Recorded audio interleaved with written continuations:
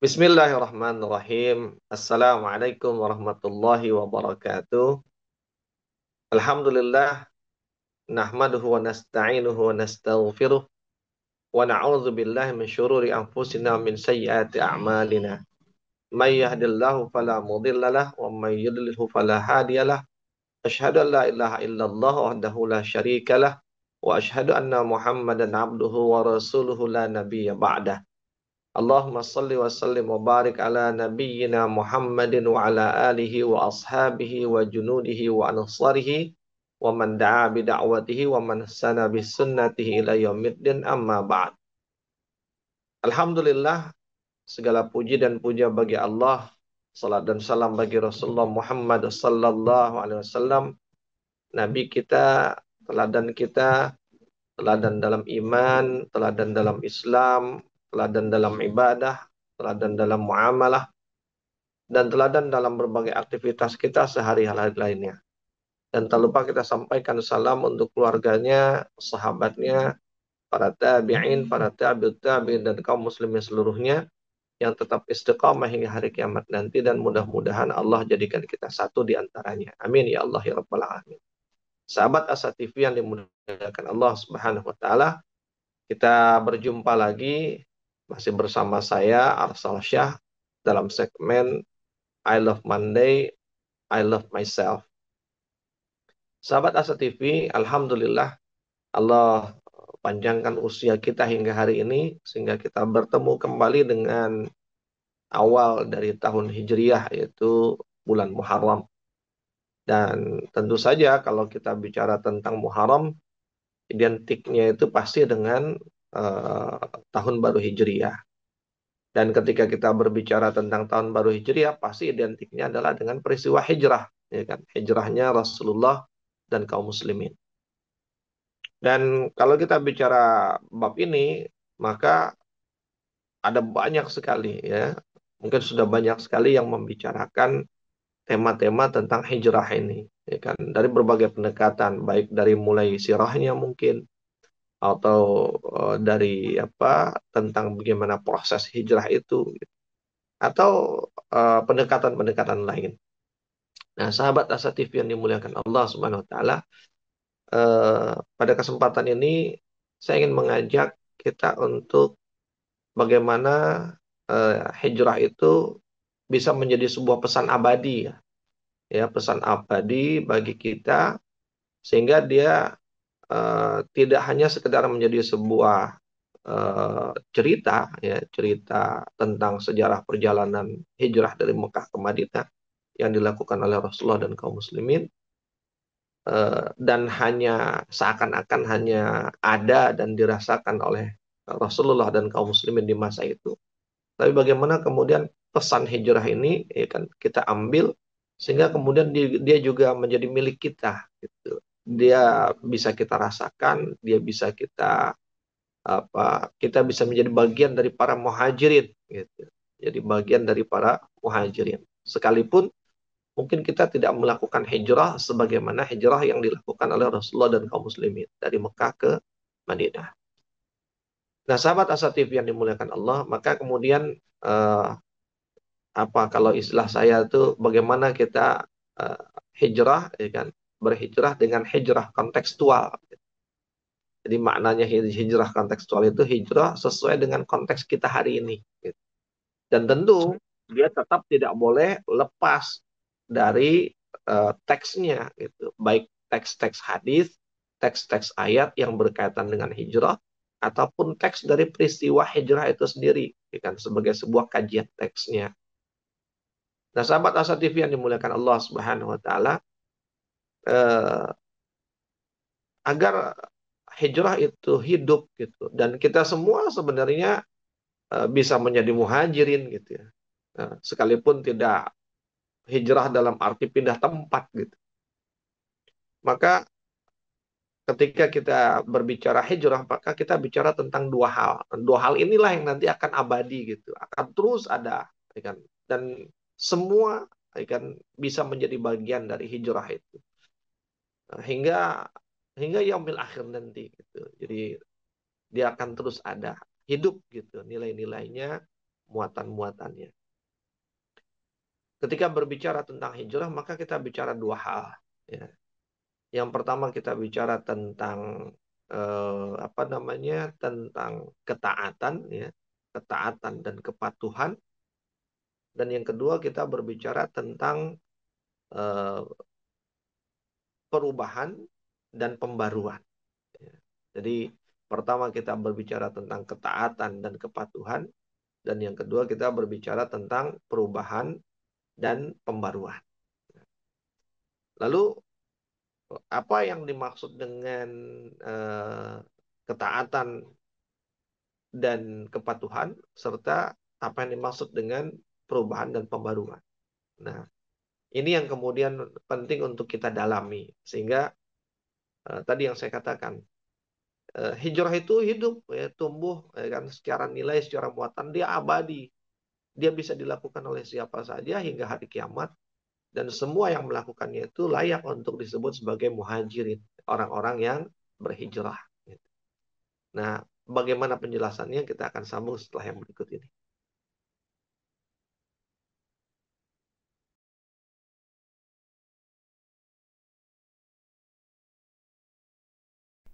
Saat hari Senin tiba, banyak orang yang merasakan malas dan tidak bersemangat menjalaninya. Tapi sekarang tidak boleh lagi terjadi. Tonton saja I Love Monday di Asa TV Indonesia. I Love Monday menghadirkan pembahasan mencerahkan dan aplikatif yang dikemas dalam I Love Myself, I Love My Job, I Love My Prophet, dan satu segmen spesial Solve with Love. I Love Monday setiap hari Senin jam 12.30 waktu Indonesia Barat di Asa TV Indonesia. Inspirasi keluarga Islami. Sahabat Asa TV yang dimuliakan Allah Subhanahu wa taala. Masih bersama saya Arsal Syah dalam segmen I Love Monday, I Love Myself. Nah, kita sambung ya apa yang kita bicarakan sebelumnya tadi tentang hijrah kontekstual. Bahwa ada dua muatan, ada dua nilai yang abadi di dalam hijrah, yang dengan nilai abadi itu sehingga siapapun, kapanpun, dimanapun, di zaman dan masa apapun, dia bisa menjadi seorang muhajirin. Dalam arti orang yang berhijrah. Dua poin itu adalah tadi saya sebutkan ketaatan dan kepatuhan, dan yang kedua adalah perubahan dan pembaruan. Apa yang dimaksud dengan ketaatan dan kepatuhan? Sahabat Asa TV, eh, hijrah itu dilakukan oleh Rasulullah dan kaum muslimin itu bukan karena kemauan, ya. Mungkin ya secara manusia mereka mau, mungkin ya. Tapi bahwa bukan itu yang utama, bukan itu yang dominan. Tapi hijrahnya Rasulullah dan kaum muslimin ke Madinah itu sebabnya adalah karena diperintahkan oleh Allah Subhanahu wa taala. Karena diperintahkan oleh Allah, maka Nabi menjalankannya, dan ketika Nabi menyampaikannya kepada para sahabat kaum muslimin, maka itu menjadi perintah bagi mereka, dan kemudian mereka pun menjalankan. Dan di masa itu perintah ini menjadi perintah yang sangat penting gitu Pak, sangat utama untuk disambut. Terbukti nanti kalau kita buka di dalam Al-Qur'an, ya, di antara ayat-ayat yang membahas tentang hijrah, itu bahkan ada perlakuan khusus terhadap kaum muslimin yang tidak pergi berhijrah gitu. Seperti itu. Dan eh, berbeda sekali gitu dengan perlakuannya, dengan keutamaannya dibandingkan dengan mereka yang memenuhi atau menyambut perintah untuk berhijrah tadi. Kenapa saya katakan nilai abadi dari hijrah ini yang pertama adalah ketaatan dan kepatuhan? Karena tadi saya sebutkan bahwa Rasulullah dan kaum muslimin itu diperintahkan oleh Allah. Dari mana buktinya? Di dalam sebuah hadis Bukhari disebutkan, di dalam hadis itu bahwa Rasulullah SAW bersabda, "Umirtu biqaryatin ta'kulul qura yaquluna yathribu wahiyal Madinah." Rasulullah mengatakan, "Umirtu biqaryatin." Kata Rasulullah SAW, ya kan, aku diperintahkan, ya kan, untuk pergi atau berhijrah, ya kan, ke satu tempat gitu. umirtu biqaryatin ta'kulul qura. Ya. Jadi diperintahkan untuk pergi ke suatu tempat, ya kan, ke suatu wilayah, ke suatu negeri, yang tempat itu, wilayah itu atau negeri itu eh, kata Rasulullah punya apa kalimat ta'kulul qura di sini maknanya adalah tempat itu punya daya tarik gitu. Punya daya tarik yang sangat kuat, sangat dominan sehingga mengalahkan daya tarik ya kan dari negeri-negeri lain, wilayah-wilayah lain dan kota-kota lain. Kata Rasulullah SAW. Nah, kalau Rasulullah katakan umir tuh, aku diperintahkan. Pertanyaannya, siapa yang berani memerintah Rasulullah kan? Kecuali Allah Subhanahu wa taala. Ya. Hanya Allah yang memerintahkan Rasulnya. Nah, ini menunjukkan bahwa perintah hijrah ini atau hijrah ini adalah perintah dari Allah kepada Rasulullah dan tentu berlaku kepada kaum muslimin yang lainnya. Lalu disebutkan bahwa diperintahkan berhijrahnya itu ke satu tempat yang bukan sembarangan gitu. Jadi bukan sekedar pindah tempat atau ke tempat asal-asalan gitu. Tapi tempat yang disebut ya kan, oleh Rasulullah itu adalah ta'kulul qura, ya kan? Negeri, tempat, wilayah, kota atau apapun namanya yang dia punya punya kelebihan gitu, punya keutamaan, punya daya pikat yang mengalahkan tempat-tempat lain gitu. Dan Rasulullah mengatakan, ya kan, yaqulu Yathrib, ya kan. Orang-orang menyebut tempat itu dengan sebutan Yathrib.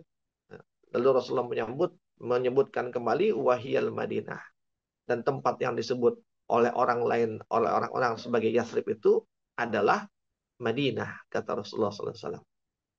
Nah, sahabat Asa TV yang dimuliakan Allah Subhanahu Wa Taala, jadi dari hadis ini, ya, hadis ini bisa dimaknai apa? Ada banyak pelajaran hadis ini.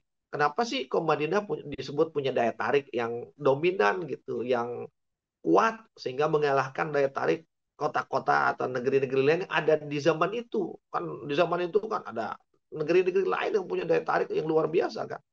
Zaman itu ada Yaman, di zaman itu apa ada dengan kota Sananya gitu. Kemudian di zaman itu juga ada apa Damaskus ya yang ada di Syria yang menjadi salah satu pusat kota dari kerajaan Romawi ketika itu. Waktu itu juga sudah ada Yerusalem gitu, ya kan? Dan masih banyak kota-kota yang menjadi tempat peradaban-peradaban besar ya kan di zaman itu. Tapi Rasulullah sebut bahwa Madinah itu punya daya tarik yang melebihi itu semua gitu. Itu kalau mau dikaji panjang sekali gitu ya. Kita bisa membahas itu. Tapi tidak itu yang ingin saya angkat gitu bahwa dari hadis ini di antara pelajarannya atau hikmah yang bisa kita ambil adalah bahwa ya hijrah itu ya babnya diperintah kerjain. Ketika diperintah lalu dikerjakan, itu kan wujud dari ketaatan, wujud dari kepatuhan. Itu sebabnya ketika bicara tentang ketaatan dan kepatuhan, modalnya cuma satu, yaitu iman. Tanpa iman orang nggak bisa taat, tanpa iman orang nggak bisa patuh. Gitu. Maka kapanpun, dimanapun, dan apapun nilai dari hijrah itu, tetap modal utamanya adalah iman. Karena dengan iman itu maka dia bisa taat. Dengan iman itu maka dia bisa patuh. Nah, sahabat Asa TV yang dimuliakan Allah Subhanahu wa taala, taat dan patuh itu kunci pertama, ya kan? Nilai pertama di dalam hijrah. Lalu kemudian yang kedua, bicara tentang hijrah, kita bicara uh, nilai yang kedua yaitu tentang perubahan, ya kan? Dan pembaruan. Apa makna perubahan dan pembaruan? Sebelum saya jelaskan itu, saya ingin sebutkan dulu di antara isyarat di dalam Al-Quran tentang hal itu. Dalam surat An-Nisa ayat 100 ya. Surat An-Nisa ayat 100 ini adalah salah satu ayat yang berbicara tentang hijrah. Gitu. Walaupun dia sebenarnya rangkaian tuh dari 97, 98, 99, termasuk ayat 100 ini di dalam surat An-Nisa. Nah, pertanyaannya, apa sih yang dibicarakan di An-Nisa ayat 100 itu? Kita akan sambung setelah yang berikut ini.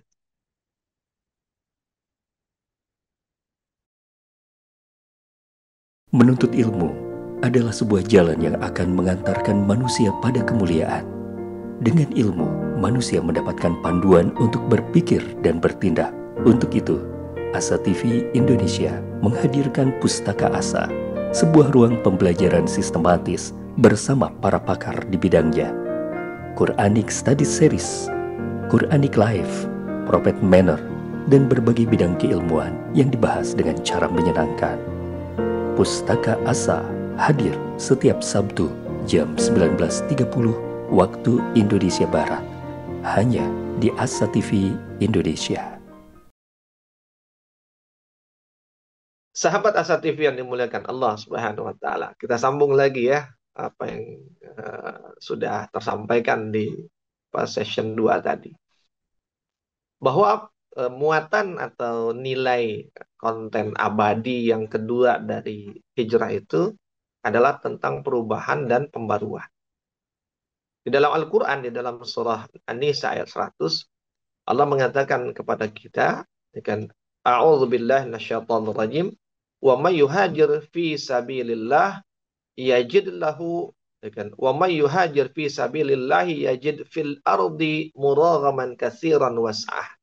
Itu kata Allah. Barang siapa yang berhijrah di jalan Allah, yajid fil ardi muraghaman katsiran was'ah. Maka mereka yang berhijrah itu akan mendapati bahwa di muka bumi ini yajid fil ardi muraghaman katsiran was'ah. Dia akan mendapati di permukaan bumi ini tempat hijrah yang luas dan rezeki yang banyak. Sahabat Asa TV yang dimuliakan Allah. Ayat itu masih ada sambungannya, tapi saya potong sampai di situ saja. Dari bunyi ayat ini, Allah seakan-akan ingin memberitahu kepada kita bahwa kalau kita berhijrah, kita akan dapati sesuatu atau tempat hijrah yang luas dan banyak rezekinya. Maknanya disebut luas, berarti kan ada pembanding ya. Nggak mungkin disebut luas dan banyak rezeki tanpa pembanding. Berarti ada pembandingnya. Yang pembandingnya itu sempit, kan lawannya luas, sempit. Yang banyak rezeki, berarti lawannya mungkin sempit rezekinya. Nah, tapi Allah kulihal bahwa ada pembanding dan tempat hijrah itu yang lebih baik daripada tempat yang ditinggalkan untuk berhijrah gitu. Jadi antara tempat yang dia berangkat, yang dia tinggalkan dengan tempat yang dia tuju dalam hijrahnya, itu lebih baik kondisi tempat yang dia tuju daripada tempat yang dia berangkat awal. Berarti hijrah itu bicara tentang peningkatan gitu. Ya, bicara tentang perubahan gitu. Nah, dari sini dua hal penting yang perlu kita catat, bahwa ketika kita bicara tentang hijrah gitu, maka dia adalah tentang perubahan dan tentang pembaruan. Apa bedanya perubahan dengan pembaruan? Perubahan itu adalah taghyir, pembaruan itu adalah tajdid. Ketika kita bicara perubahan, berarti mengubah. Mengubah itu sesuatu yang A menjadi bukan A lagi gitu. Jadi mengubah sesuatu yang buruk menjadi baik. Itu namanya perubahan. Namanya taghyir. Yang tadinya jelek diubah jadi baik. Tapi ketika kita bicara tentang tajdid, pembaruan, maka dia bukan babnya mengubah yang baik menjadi buruk, enggak. Dia sudah ada di posisi yang baik, tapi belum maksimal, belum optimal. Maka ditingkatkan. Gitu. Jadi pembaruan itu adalah bicara tentang peningkatan. Ya, maka ketika kita bicara misalnya dalam konteks hadis Rasulullah tentang akan datang mujaddid di setiap 100 abad, 100 tahun gitu ya. Mujaddid dalam arti pembaru, pembaru Islam. Nah, pembaru Islam di sini bukan berarti orang yang mengubah Islam gitu, tapi orang yang dengan adanya dia terjadi peningkatan.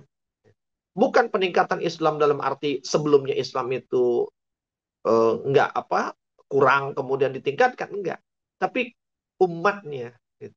Bahwa umat yang sebelumnya kondisinya apa di level 5 gitu, dengan hadirnya para mujaddid ini, maka kemudian naik jadi ke level 7, ke level 8 gitu. Sehingga dengan level yang naik itu keadaan akan menjadi lebih baik.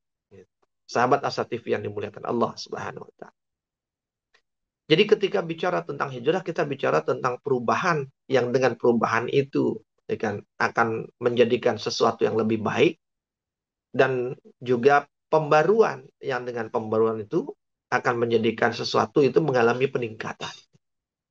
Nah, dua poin ini, dua muatan atau konten inilah yang menjadi nilai abadi dari hijrah. Gitu. Sehingga dengan dua nilai abadi ini, maka semua orang beriman, siapapun dia, sampai akhir zaman, dia akan bisa berhijrah selama dia melakukan dua muatan ini. Jika dia selalu menjaga dirinya atau membuat dirinya ada di dalam ketaatan kepada Allah, ya kan? Dan kemudian dengan ketaatan itu dia mengalami perubahan ke arah yang lebih baik dan pembaruan ke arah peningkatan kualitas dirinya, maka dia sudah berhijrah. Dan ketika kita bicara tentang ketaatan, uh, yang namanya ketaatan itu kan diperjuangkan. Untuk taat atau iman itu kan harus diperjuangkan. Maka ada ungkapan, ada prinsip dalam Islam itu al-imanu yazid wa yankus. Iman itu naik dan turun. Yazidu bit ta'ah wa yankus bil maksiyah. Iman itu naik dan turun, ya naiknya iman karena ketaatan, ya, dan turunnya iman karena maksiat. Artinya apa? Bahwa iman itu untuk bisa taat, dia menghadapi keadaan, ya kan? Di antaranya godaan-godaan maksiat gitu. Ada syaitan, syaitan dari kalangan jin dan dari kalangan manusia. Ada hawa nafsu manusia itu sendiri yang itu menjadi bagian dari yang mencegah dia untuk taat gitu. Sehingga apa? Untuk dia bisa taat, dia nggak bisa apa istilah lenggang kangkung gitu. Taat tanpa godaan tuh nggak mungkin. Akan ada yang menghambat dia, ya kan? Dan ketika itu maka ketika ada yang ngerem dia untuk taat, dia harus ngegas gitu. Seperti itu. Nah, kuat-kuatan tuh antara gas dengan rem gitu. Artinya ada perjuangan gitu, sahabat asati. Dan ketika kita bicara tentang perjuangan, ya kan, perjuangan untuk taat, maka setiap hari kita melakukan ketaatan dengan perjuangan. Untuk hadir ke masjid sholat berjamaah itu kan butuh perjuangan gitu. Apalagi di subuh dan isya. Apalagi di beberapa hari ini di mana cuaca sangat dingin gitu. Ya, ya gangguan, godaan apa tempat tidur, selimut, ya kan, dan lain sebagainya. Itu butuh perjuangan untuk bisa ke masjid, untuk bisa bangun. Dan apapun bentuk ketaatan itu butuh perjuangan. Ya. Makanya Allah juga mengatakan am hasibtum an tadkhulul jannah walamma ya'lamillahu allazina jahadu minkum wa ya'lamas sabirin. Bahwa kita nggak akan bisa dengan mudah begitu saja masuk surga sementara kita belum terbukti bahwa kita bersungguh-sungguh dan sabar. Yang membuktikan kesungguhan itu apa? Ya, ketika ada yang menghambat dia. Jika dia bersungguh-sungguh, hambatan itu bisa dilewati. Jika dia tidak bersungguh-sungguh, hambatan itu menghentikan dia. Sahabat Asatifi yang dimuliakan Allah Subhanahu wa taala. Maka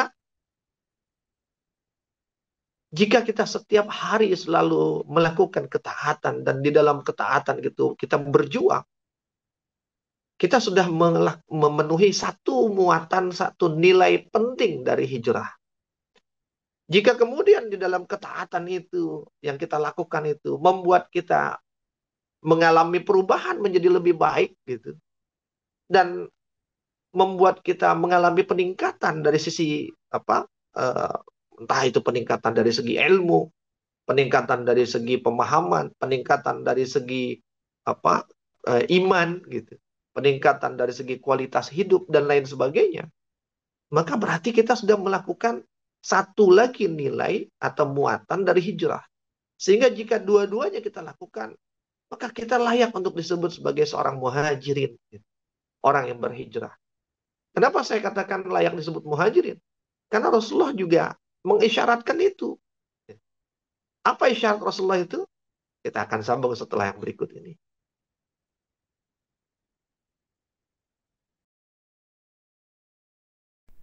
Saat hari Senin tiba, banyak orang yang merasakan malas dan tidak bersemangat menjalaninya. Tapi sekarang tidak boleh lagi terjadi. Tonton saja I Love Monday di Asa TV Indonesia. I Love Monday menghadirkan pembahasan mencerahkan dan aplikatif yang dikemas dalam I Love Myself, I Love My Job, I Love My Prophet, dan satu segmen spesial Solve with Love. I Love Monday setiap hari Senin jam 12.30 waktu Indonesia Barat di Asa TV Indonesia. Inspirasi keluarga Islami. Sahabat Asa TV yang dimuliakan Allah Subhanahu wa taala, kita sampai di sesi yang akhir nih, sesi 4 ya. Eh Tadi saya sebutkan, kenapa saya sebutkan bahwa ketika dua muatan penting dari hijrah itu kita lakukan, maka kita layak untuk disebut muhajirin. Karena Rasulullah SAW juga di dalam hadis lain, ya kan?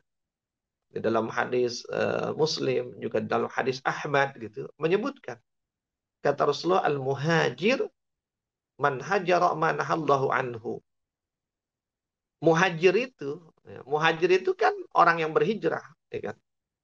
Eh, Sebutannya adalah muhajirin, sebagaimana muslim, ya kan? Muslimin gitu. Orang yang berhijrah itu kata Rasulullah, al-muhajir man hajar, adalah mereka yang, ya kan, meninggalkan manahallahu anhu, segala sesuatu atau apa-apa yang Allah melarangnya. Jadi orang yang berhijrah itu adalah orang yang meninggalkan apa yang Allah larang. Dilarang, sama dia nggak dikerjain. Sebagaimana diperintah dikerjain adalah ketaatan, dilarang dikerjain kan juga bentuk ketaatan. Terus di dalam hadis lain, dalam hadis Ahmad disebutkan, satu hari ada sahabat yang bertanya, ya Rasulullah, ayul hijrah itu afdol. Wahai Rasulullah, hijrah seperti apakah yang paling afdol, ya kan, paling utama.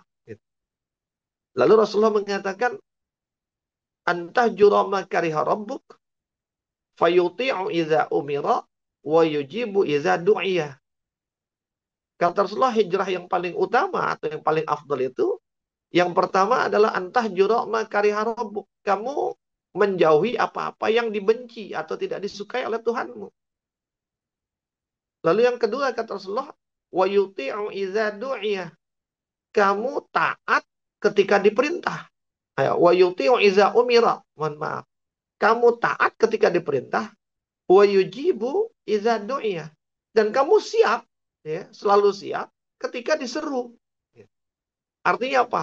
Dia dalam kondisi siap untuk menyambut, bukan malas. Gitu. Nah dari tiga definisi itu, ya kan, menjauhi apa yang Allah nggak suka, ya kan, kemudian taat ketika diperintah, maka semakin lengkaplah bahwa muhajirin itu, orang yang berhijrah itu, bahkan hijrah yang paling afdal disebut Rasulullah, adalah ketika kita taat kepada Allah. Dan tidak ada ketaatan yang kita lakukan, baik melaksanakan yang diperintah, meninggalkan yang dilarang, menjauhi yang dibenci, ya, bersiap-siap untuk melakukan apapun ketika, ya kan, kita ditunjukkan dengan sesuatu yang baik. Tidak ada sesuatu pun itu, jika dilakukan, ketaatan itu dilakukan, kecuali dia akan berefek pada perubahan dan pembaruan. Berefek pada perubahan yang wujudnya adalah perbaikan, dan berefek pada pembaruan yang outputnya adalah peningkatan. Itu pasti ketaatan akan membawa kita ke sana. Maka sahabat Asa TV yang dimuliakan Allah Subhanahu wa taala, mungkin kita tidak bisa disebut muhajirin karena kita nggak ikut berhijrah bersama Rasulullah dan kaum muslimin di masa itu.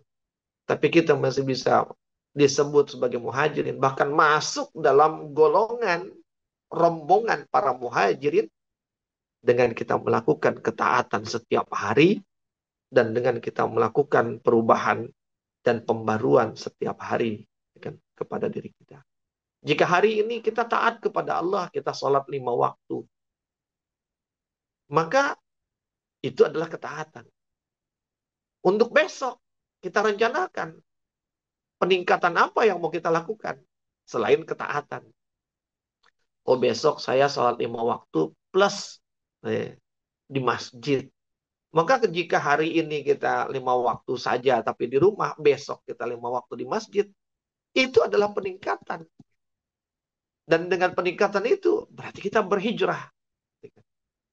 Jika besok kita udah 5 waktu di masjid, lalu lusa gimana? Lusa di masjid tepat waktu. Lalu esok lusa gimana? 5 waktu di masjid tepat waktu ditambah dengan qobliyahnya. Berikutnya gimana? Tambah ba'diyah. Berikutnya tambah tahiyatul masjidnya. Jika semua yang sunnah sudah kita kerjakan, walaupun rasanya berat ya, nggak mungkin semua sunnah itu bisa kita kerjakan, itu sulit. Tapi jika pun semua sunnah sudah kita lakukan, bagaimana kita meningkatkan kualitas pelaksanaannya? Sehingga bukan cuma sekedar dilaksanakan, tapi dilaksanakan dengan kualitas. Itu pun peningkatan. Maka bahkan kita bukan hanya bisa menjadi seorang muhajirin, tapi bahkan kita bisa jadi orang yang selalu berhijrah setiap hari, bukan hanya sekali. Setiap hari kita menjadi muhajirin. Setiap hari kita menjadi orang yang berhijrah. Kan? Fi sabilillah. Kan? Di jalan Allah Subhanahu wa ta'ala. Sahabat Asa TV yang dimuliakan Allah. Namun yang juga tidak boleh kita lupakan bahwa hijrah itu sebagaimana juga amal lainnya yang dituntut ya, ya, dari ketaatan dan perubahan serta peningkatan yang kita lakukan itu, dia harus dibingkai. Dibingkai dengan apa? Dibingkai dengan niat yang baik. Ya, atau dalam bahasa lain dibingkai dengan keikhlasan. Maka Allah mengatakan kepada kita, wa ma umiru illa liya'budullah. Tidaklah kita diperintahkan kecuali satu, beribadah kepada Allah. Ya, diperintahkan untuk beribadah kepada Allah. Beribadah itu berarti ketaatan. Beribadah itu berarti ada perbaikan dan peningkatan. Lalu mukhlisina lahuddina. Sambil berupaya untuk mengikhlaskan dari ketaatan yang kita lakukan itu. Maka kemudian ada satu hadis yang di banyak kitab-kitab hadis ini selalu diletakkan di hadis nomor 1. Satu di antaranya di dalam Arba'in An-Nawawiyah. Bunyi hadis itu kita semua sudah hafal, walaupun kadang-kadang hafalnya cuma separuh awal, enggak separuh, bahkan mungkin seperlima awal. Innamal a'malu binniyat. Jika kita teruskan hadis itu, kita tahu bahwa hadis ini asbabul wurudnya adalah peristiwa hijrah. Karena di dalam hadis itu Rasulullah mengatakan innamal a'malu binniyat wa innamal likulli imri'in ma nawa. Faman kanat hijratuhu ila Allah wa rasulih fa hijratuhu ila Allah wa rasulih. Wa man kanat hijratuhu lid dunya yusibuha aw imra'atin yankihuha fa hijratuhu ma hajara ilaih. Sesungguhnya amal itu innamal a'malu binniyat. Kata bi itu menunjukkan bahwa amal dengan niat itu melekat gitu, kuat. Amal itu bersama dengan niatnya. Bagaimana amal? Ya kan? Maka dia akan ditentukan kebersamaan niatnya apa. Innamal a'malu binniyat wa innamal likulli imri'in ma nawa. Dan seseorang itu hanya akan mendapatkan apa-apa yang betul-betul dia niatkan. Lalu Rasulullah sebutkan, wa faman kanat hijratuhu ila Allah wa rasulih fa hijratuhu ila Allah wa rasulih. Barang siapa yang hijrahnya karena Allah dan Rasul, maka dia akan dapatkan Allah dan Rasulnya. Niatnya Allah dan Rasul, maka dia akan dapatkan yang dia niatkan itu. Sebagaimana tadi Rasulullah katakan, wa innamal likulli imri'in ma nawa, kan gitu. Seorang itu akan mendapatkan apa yang dia niatkan. Jika niatnya Allah Rasul, dia akan dapatkan Allah dan Rasul. Mendapatkan Allah dan Rasul artinya apa? Dia mendapatkan keridhaan dari Allah. Ya kan? Dia mendapatkan keridhaan dari Rasulullah. Ya kan? Dan buahnya nanti adalah surga. Tapi wa man kanat hijratuhu lid dunya yusibuha aw imra'atin yankihuha fa hijratuhu ma hajara ilaih. Dan barang siapa yang hijrahnya karena dunia yang diinginkannya, dunia yang dicarinya, dunia yang dikejarnya, ya, aw imra'atin yang kihuha, atau karena wanita yang ingin dinikahinya, fa hijratuhu ma hajara ilaih. Maka hijrahnya itu ya akan dapat apa yang dia inginkan tadi. Jika dia inginkan dunia, ya mungkin hijrah, tapi yang dapat dunia doang. Dia nggak dapat Allah, dia nggak dapat Rasulnya. Gitu. Ketika dia ingin karena sebab ingin apa? Sebabnya adalah wanita, ya kan? Atau sebaliknya, sebabnya laki-laki, maka yang dia dapat ya wanita yang dia inginkan itu.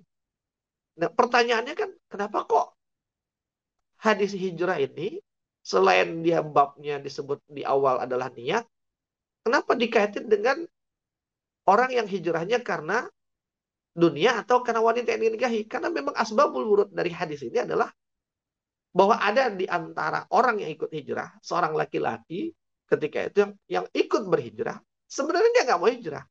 Cuma dia punya apa istilahnya? Dia punya perempuan yang ditaksir lah, gitu. Gebetan dia gitu. Yang perempuan ini wanita muslimah dan kemudian perempuan ini ikut berhijrah, ya, ikut berhijrah dengan Rasulullah dan kaum muslimin. Nah, karena perempuan ini berhijrah, sementara laki-laki ini pengen pengen nikahin perempuan, dia demen banget dia pengen nikahin perempuan. Nah, kalau perempuannya hijrah dia tetap di Mekah, kan dia nggak bisa nikahin itu perempuan.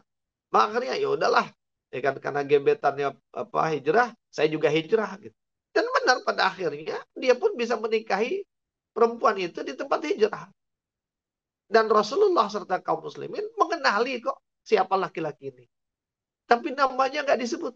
Namanya nggak dikenalkan kepada dunia, kepada kita. Kenapa?